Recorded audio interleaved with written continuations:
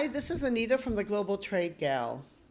As there's been a lot of talk recently, especially in the United States, about tariffs, a lot of people have asked, well, why can't you just produce something anywhere in the world? And there's a lot of reasons why. It's not as simple as everyone seems to or may think it is. It really is actually quite complex. And today I want to talk about one of the reasons why Vietnam has become one of the top destinations for home decor and furniture manufacturing over the years. There is no doubt at all that Vietnam has become one of the top destinations because of the fact that China has had a lot of tariffs and anti dumping and other things placed upon it. So, Vietnam has been one of the countries that has really benefited from all of that. When we quote prices in China or quote a price in Vietnam, a lot of times our China prices is cheaper. And this might surprise a lot of people, and there's many reasons for that. One is just simply the supply. That in China, you can find everything you need to produce things right within China itself. China has a huge amount of factories that can basically supply everything that you need. For example, if we're producing a piece of furniture, we can find the wood suppliers in China. We can find the hardware suppliers in China. We can find all the parts, all the pieces, everything we need within China itself. Vietnam, you can usually find it, but you might find yourself having to import a few things. Like, for example, the wood they will usually import. Some of the hardware they'll import, hardware they will import, some they will not. It depends upon the product. But because factories have been moving here and they've been producing things like the hardware, wood suppliers have been coming in, you can readily find these things in Vietnam than maybe you can in other parts of Asia. So here's some of the reasons why Vietnam continues to be a place to produce many different types of home decor products. One of them is that there's a deep culture of craftsmanship. The other advantage you find here in Vietnam is you find that there's a lot of these handicraft villages. I always say one of the big differences between China and Vietnam, or Mao and Ho Chi Minh, if you want to look at the leaders during that time period, was when Mao came into China, he decided he was going to make China become this great powerhouse of manufacturing. So he had all these policies put in place where he basically killed a lot of the smaller villages.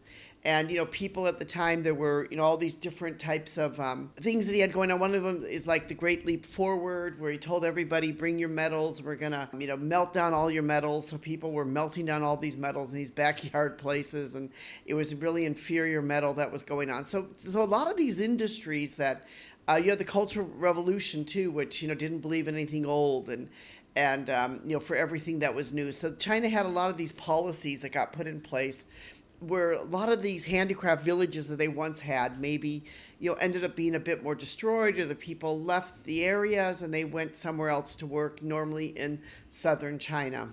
Whereas Ho Chi Minh, from what I see, Ho Chi Minh did not destroy the villages. In fact, he kept the villages intact. So when you come to a place specifically like Hanoi, you will find outside Hanoi, there's a ceramic village that has 800 years or, whatever of producing ceramic. So this is, passed down from father to son or from family to family.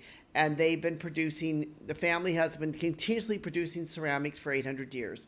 You go out to lacquer villages, find something similar. Bamboo villages, weaving villages, brass villages. So you have all these villages and these small, little tiny, what you call like workshops that have been producing the same thing for hundreds and hundreds of years.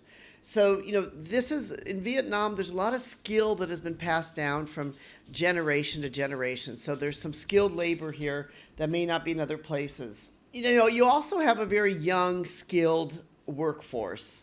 Vietnam is relatively a young country. There's a lot of over half the population is young. And so you have a very young population here, but you have a population of about, I think it's like 96, 97 million people now.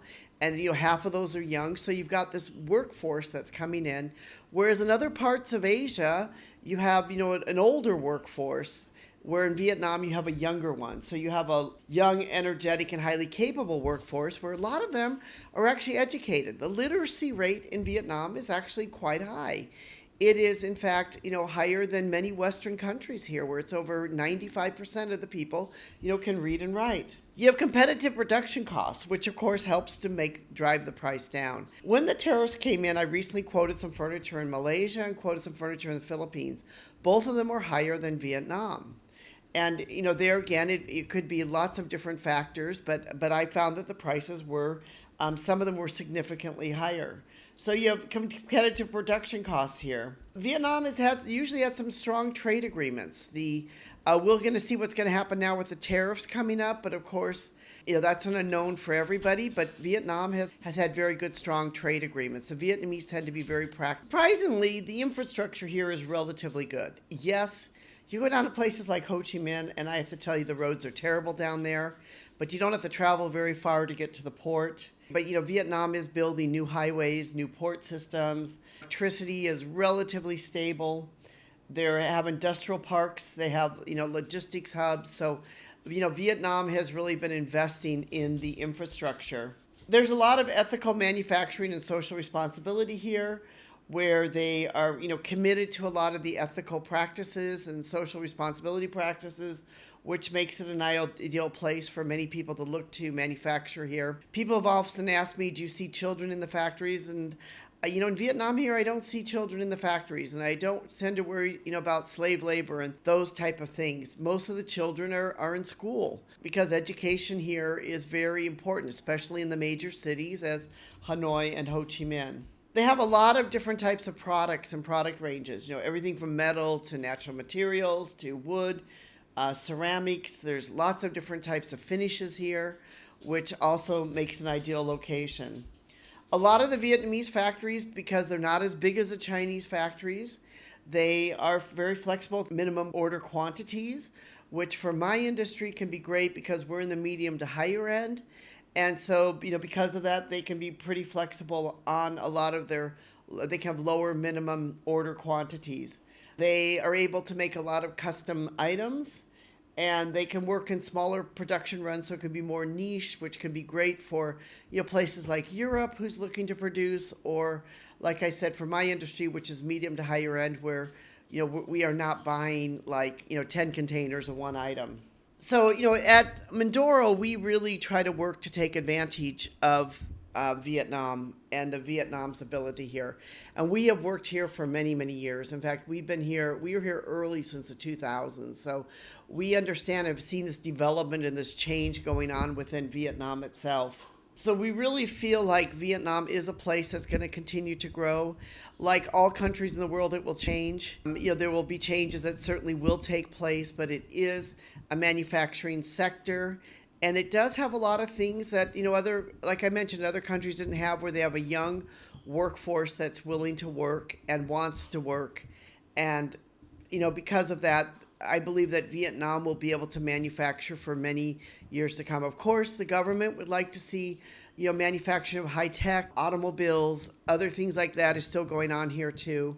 But they still do have a really large handicraft type of industry and furniture industry that I believe will continue to grow for some time, especially if the tariffs which have been put on the United States will become to a more reasonable rate. This is Anita from the Global Trade Gal. Thank you so much for listening. If you'd like to be able to read my blog on this, you can read my blog post on why Vietnam is a top destination for home decor and furniture manufacturing.